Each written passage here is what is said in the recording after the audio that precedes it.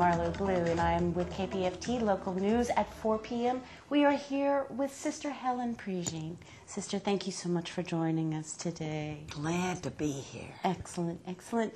Well, you've had so much of an experienced life. You've started from somewhat, for those of you who don't know your story, just a small amount of background. That how did you actually come to be a bride of Christ? Well, as a young girl going to St. Joseph Academy in Baton Rouge, Louisiana, in the 50s, I was taught by great nuns. They were smart. They taught us how to think, taught us how to write, taught me how to do public speaking. They were full of faith, and they also had humor and friendship and affection for us. And I said, I want to do that. And so I became a nun at the age of 18.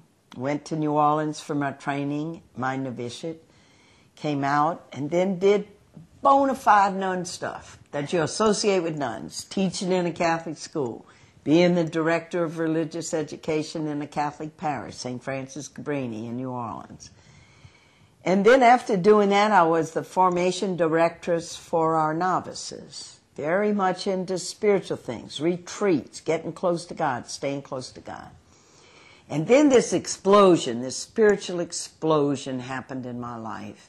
And I came to understand that what Jesus was about was being on the side of poor people, marginated people, despised people, outcast people. And I realized I didn't even know anybody in the inner city of New Orleans. I lived out in the suburbs. African-American people struggling against racism and poverty. And I realized that to truly follow the way of Jesus, I needed to move into the projects, live among the people, learn their struggles, and begin to accompany them.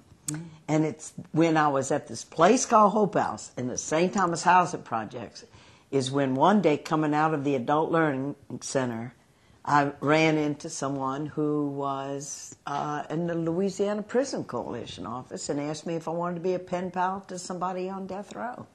It was 1982. And he had his little clipboard, and I said, sure, I could be a pen pal to somebody on death row.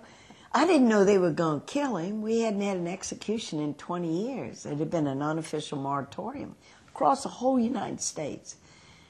Starting in the 60s, the 70s, I had noticed that the Supreme Court had even put the death penalty back in 1976. I think I'm only going to be writing to somebody.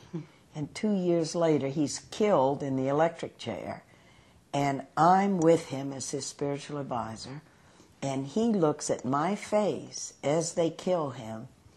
And it changed my whole life. Came out after that execution, the first one I had ever witnessed in my life, this protocol of premeditated step-by-step death done by the state, and threw up. It was the middle of the night. It was April 5th, 1984. And it was then that I realized the people are never going to see this. It's a secret ritual. They're going to read about it in the paper. They're going to say justice was done. I think support in Louisiana in 1984, when Patrick Saunier was executed, I think support was like 87% in Louisiana. And I'm sure it must have been just as high in Texas. At least. But I had been there and I had witnessed it. And I said, I got to tell the story. I got to tell the story. And there was no book, Dead Man Walking. There was no movie, Dead Man Walking. There was no opera, Dead Man Walking. There was no nothing, Dead Man Walking. And so I began to give talks, and then I wrote that book, and that book came out in '93, and it's like I've been riding a tsunami ever since. It threw me right in the middle of all the public debate and discourse on the death penalty. Well, we'll talk about that in just a moment, but for the moment, let's ask advocacy and spiritual faith. Why do you believe they go hand in hand so importantly to change the world? You know what? I know when the revolution happened in the 60s, you know, it was sex, pot, and rock and roll. And those are good kids. They began to get out on the streets and they began to protest the Vietnam War. They began to question a lot of things that we in the 50s had simply taken for granted. But if you don't have a spiritual power under you, it's the only energy I find that keeps sustaining you. Martin Luther King knew about this spiritual energy. Gandhi knew about this spiritual energy. Cesar Chavez, who organized the migrant workers in California, knew about this spiritual energy. And spiritual energy is inside all of us. All the spiritual traditions are basically about a very fundamental thing for us. And it is that we are to love each other. We are not to hate each other, much less embody hate in a law that would legally kill people that we've named our enemies, and that we are to treat everyone as a brother and sister, that we are all connected. We cannot rip anybody out of the body and say, you are not brother, you are not sister, and we have to kill you. And that's spiritual energy. And you're fed by a spiritual community. Spiritual energy is linked to community. You never just, there's no room for lone rangers who say, me and God, we figured this out and we're going to change this. And the more we know about Martin Luther King, as he was with that community in Montgomery, in those Wednesday nights in the church when he'd be talking to the people, and you could see that it began to flower right there, the whole approach of nonviolence and what they would do. And that was in the arms of community. And I connect that with spiritual power. A lot of it for me is our sisterhood. We're Catholic nuns, and the sisters, by and large, really are not part of the clerical church that does the administration of the church or anything like that. Our task is to be in there with our hands and our hearts and to be in there with the people. And it's living on the ground with the people. And you see and you hear the cries and you see the suffering. And then you got to do something. You cannot turn away or just say, I'm going to go get another degree in graduate school. You got to respond. Right, right. It's nice to know that you're able to renew your faith with something that's constant and consistent. That makes and we all need to do that. Sure. Because we can all have our moments where we lift it up and we feel inspired and yeah, this is it. And then Monday morning rolls around and school and classes beckon or work or the laundry, and we can get dispirited without that community, and also without a personal way of being able to tap into our inner core and that place where the power is in us. Well, not only do you have that power, you seem to be able to actually spread it to so many people. And, of course, so many people look at you as a mainstay of this particular movement, which but all the leader means, though, but all the leader means is that spark that's in you, when you talk to them, right, then they recognize it in themselves, and it awakens in them. So it's always about empowering or unleashing the power in people that they have. It's real interesting in the gospel stories. Jesus never said, I heal you, like you're deaf or you're lame or I heal you. Jesus always said, your faith has made you whole. And it's that part quickening in a person, where he said to the man who was paralyzed on his pallet for years, take up your pallet and walk. And that is the spiritual awakening that is in us that empowers us, that we're not overwhelmed and powerless. Well, one of the empowerments that you have certainly done, and it's a great kindness to the state of Texas, is you've helped spawn this particular movement of grace. We are here for the Gulf Region Advocacy Center and its 10th anniversary, and would we have would we have grace here in Houston if you had not spawned so much of a need and encouragement for it to carry over from Louisiana here to Texas? Well, let me tell you what now. I mean, you got your own spark plug at Grace and Dana Lynn Reeser and the team of people. And I love these little scrappy Energizer bunny groups that get in there. You know what I heard is the best definition of a leader? What? Is somebody who sees a need and gets in there and starts doing something. And then other people catch the fire and they do it. And that's grace law. And they get in there where, I mean, there was a terrible track record in Texas where people they got sentenced to death, got to have a new trial, and daggone if they're not going back and they come out with another death sentence and then they're on death row. And that's where Grace Center does its work. Of the 15 cases they have taken of people that had a chance for a new trial, Dana Lynn always says, a trial just means there's a failed plea attempt where we haven't talked to people long enough or presented them the case of how everybody's going to benefit if we don't sentence this human being to death. And they're 15 zip. The 15 cases they've taken, all those people are alive. Nobody got a death sentence. They're currently working on 4 cases. And they also take cases. There are 13 counties in this state that account for 86% of all the death penalties. And they don't have public defenders in any of those counties. So here goes Energizer Bunny, the Grace Center, and they just get in there with the clients because they recognize the dignity of each of these clients. And they're smart, and they're good, and they love the clients.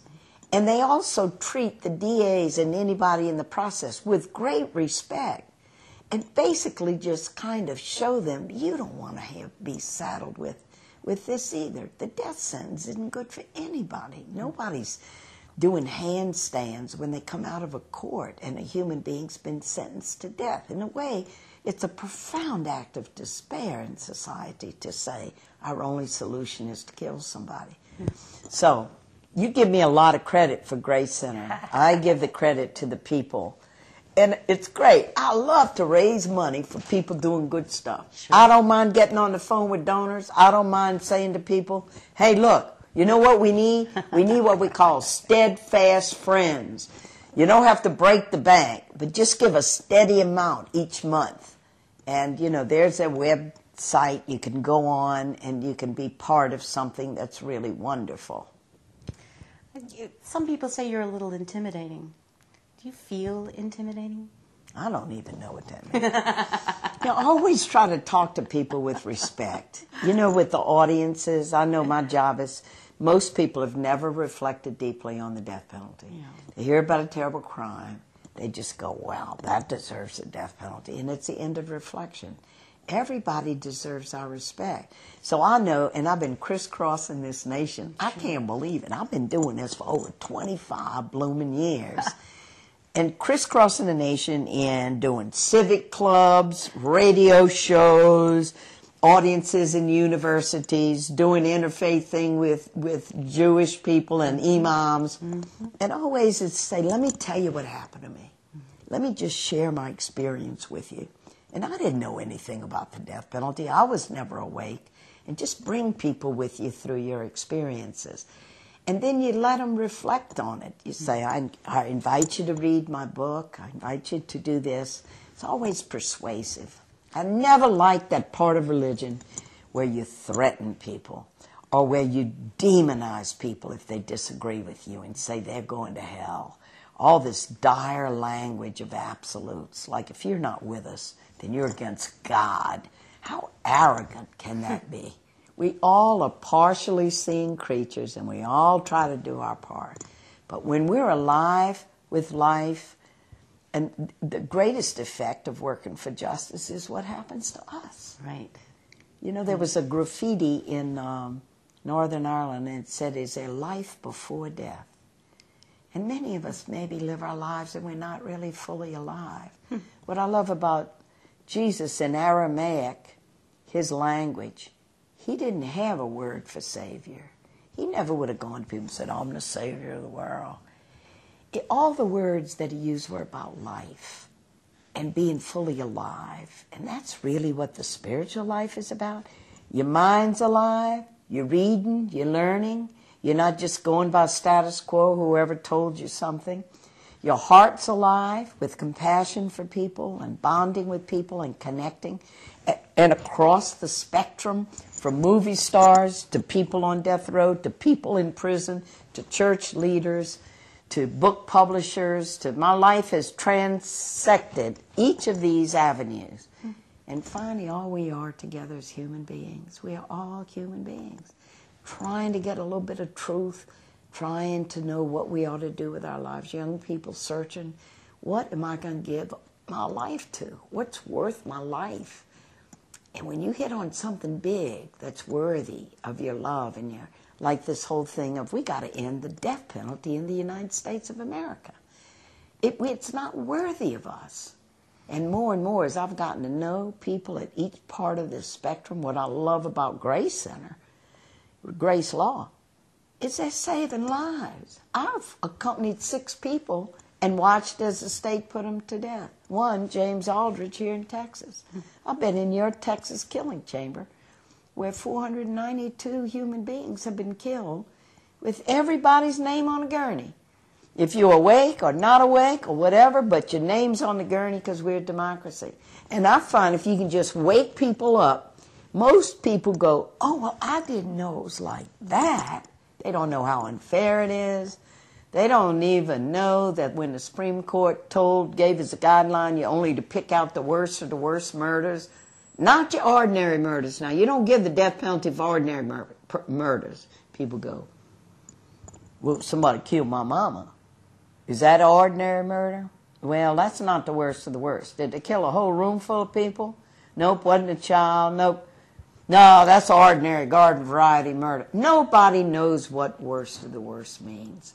Because when you kill a human being, and we ought to be outraged when innocent people are killed, but then to saddle ourselves into imitating their behavior and killing them and involving good people who are guards who then have to work on those execution squads. So see, I've been there. Right. 6 times I've been there. And then I meet Grace. And Grace, look at that, they're 15 zip. There's never one of those resentencings that they took because they treat their clients with respect. They love their clients. They tell their clients' whole story because there's never just crime. There's also culpability. And they are persuading people because deep down in people's hearts, they don't want to sentence a fellow human being to death and carry that. Right. Well, of course, you know, there was an article today in the Houston Chronicle that regarding a partial test result of a death row inmate, Hank Skinner, that was released by the Texas Attorney General Greg Abbott. And I'm not going to specifically ask about that case, but what would you tell politicians who use the death penalty for political gain? You know, I've met with them many times. And it's the easiest political symbol in the world to show how tough you're going to be on crime to go for the death penalty. And I think there's another subtext in it, too.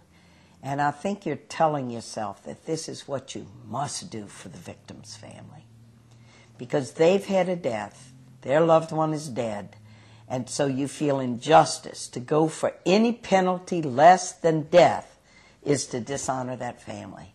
I do believe that that partly motivates them when they're upright about it and they're doing it.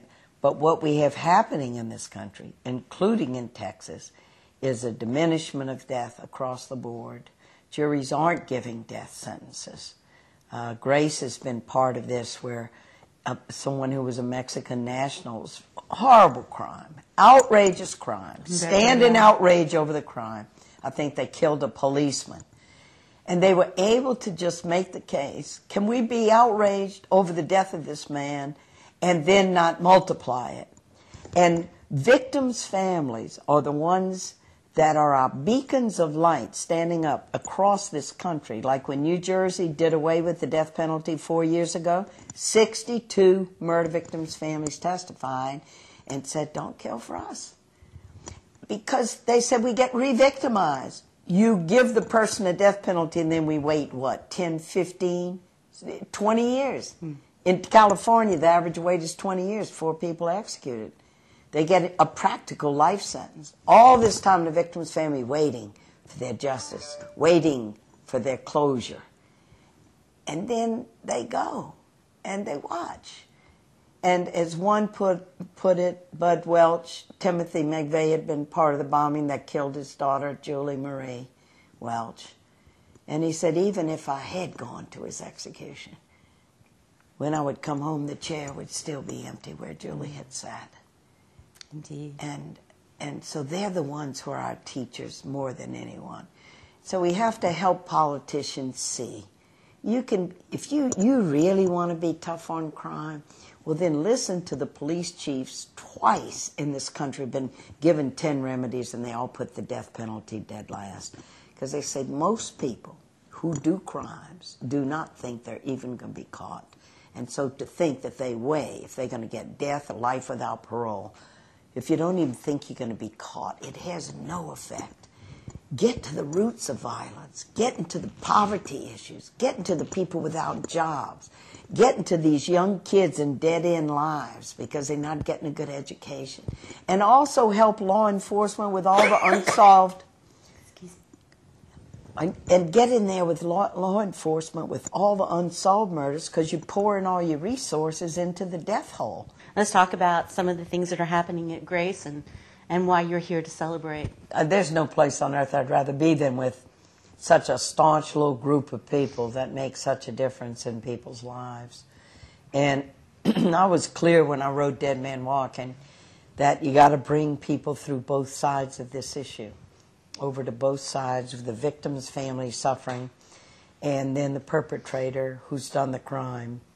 Then help them realize, excuse me, that you got to take people over to both sides. The victim's family suffering, what can really heal that, but then also the perpetrator who has a mother, who has brothers and sisters, and who are going to go through the death of their child. Grace Center are the feet on the ground and the hands in the task that actually gets in there to save lives of people. And, you know, in a way I have often thought that as a society we don't deserve to have the death penalty. The American people are not worthy of the death penalty. It demeans us all. When you have people in there who actually save lives. And so anybody listening to this and hearing this, I want to invite you to be part of it, to help Grace Center. And they have what they call steadfast friends. And every month you commit yourself to send. It doesn't have to be $1 million. It doesn't have to be $10,000. It could be $50 a month. But they know every month they're going to get that in from you. And those small contributions of a lot of people are what keep that center going. 40% of everything they got a raise. And they're on a budget that's like a yearly budget of about $1.5 million. But 40% of it they got to get from the people. And that's the only way they have functioned these 10 years. It's from ordinary people who get in there and make a difference. So the webpage shows you where to go. And I urge you to make a commitment to them. Make a commitment and be one of the steadfast friends. And then you can find out more about it. And you can ask questions and you can get educated on it. And maybe even have Dana Lynn or somebody from the Grace Law come and talk and tell you stories. What a great idea. Best. Yeah. Spreading the word. Well, of course, your book, the movie, and the opera, which I adore, of Dead Man Walking, just amazing ways of reaching out to the public. And do you believe that it's changing people's minds? Oh, absolutely. We can see the change of support in the death penalty. It used to be, when Pat was executed, Pat Saunier, in '84, as I mentioned, the statistics showed 87% of people support the death penalty. Now the national average on that is like 62%. And the intensity with which people felt. This has definitely happened among Catholics. Now it's below 50% that support it, and the intensity is lessened. So people are not gung-ho for death.